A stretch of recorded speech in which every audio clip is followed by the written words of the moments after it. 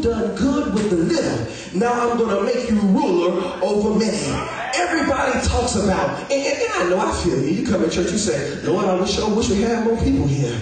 Lord, I sure wish people would come out. Lord, I sure wish people would be here. But the truth of the matter is, if you ain't invited nobody, ain't nobody coming. Everybody talks about overflow. Everybody talks about enlarge my territory. Everybody talks about pressed down, shaken together, and runneth over. Pastors sit here and talk about living in abundance, but you can't walk in abundance, live in abundance, operate in the overflow, expect your anointing, and let your cup run it over if you are not willing to multiply that which God has already given you. The church has this type of mentality. Can I go and put it plain to you? We rather, you know how mothers say, you put some money inside your mattress. So on a cold day, you have something, a rainy day, you have something to go back to. Put your money in the bank, get some interest off of it, so when you want something, you can go get something. Let your money work for you instead of you working for your money. But now, check this out right here. Now, check this out. So the man came to him and said, look, I didn't do nothing with it, but here's your money back. I'm so fearful that when God comes back, we'll say, God, I haven't multiplied. I haven't subtracted. I haven't even divided, but here's your church back. And Lord, we haven't multiplied, we haven't subtracted, and we haven't divided, but here's your church back. We have a problem with other denominations that are growing by leaps and bounds, but the thing about it is they learn how to multiply. We got a problem with people put a coffee shop in the church and say that ain't biblical, but they learn how to multiply. We get upset when people come up with different groups to be here and they're multiplying, but we're still staying stagnant. Understand something right? It never said how they invested their money, but what it did say is they bought 10 times back. It never said how they got the money, but it did say they bought 5 times back. I need to let you know right now, God said, I don't care how you do it, but as long as you do it. I don't care how you multiply, but as long as you multiply. I don't care how you bring them in, but as long as you bring them in, you got to get a good return on your investment.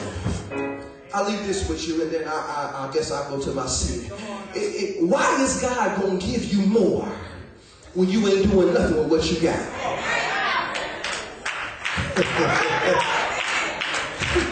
I should have stayed in home here. Why is God going to give you more and you ain't doing nothing with what you got?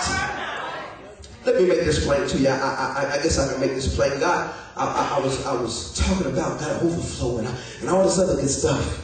But why is God going to bless you with more money in a church and you ain't got ministries operating inside of your church? So God don't need to give you more money to put in the bank. He needs to give you more money so you can go out there and get more people into the house of God. I'm sorry. Let me explain this a little different here. Jesus. Okay. Here we go. Why in the world is God going to give you livestock if all you're going to do is sit there and watch them die? I'm trying to get something you'll understand here. Okay.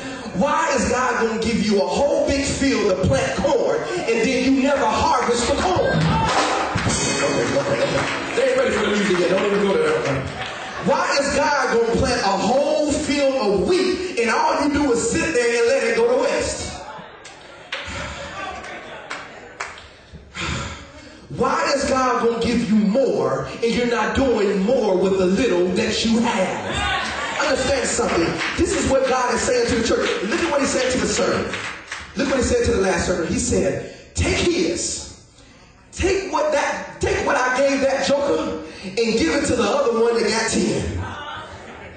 Jesus, God is a smart, God ain't no dummy. I'm going to let you know that right now. Don't think you fooling him out a little bit with your little fake clap and your little hallelujah.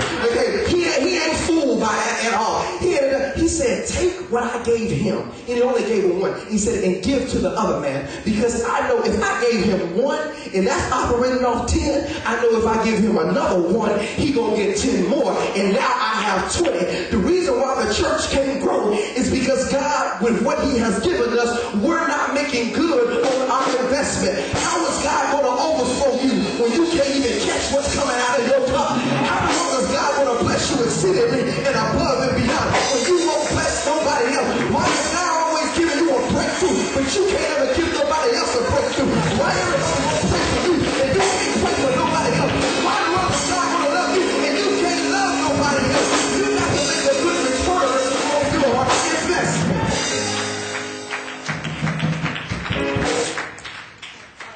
about it last Sunday. We said that God said that nobody lights a lamp and put it under a basket, but it illuminates the whole room so that when people walk in, they might be able to see. Well, I said it last Sunday, I said it this Sunday. The reason what's wrong with the church now is that we got a light in here, but we ain't got a light out there.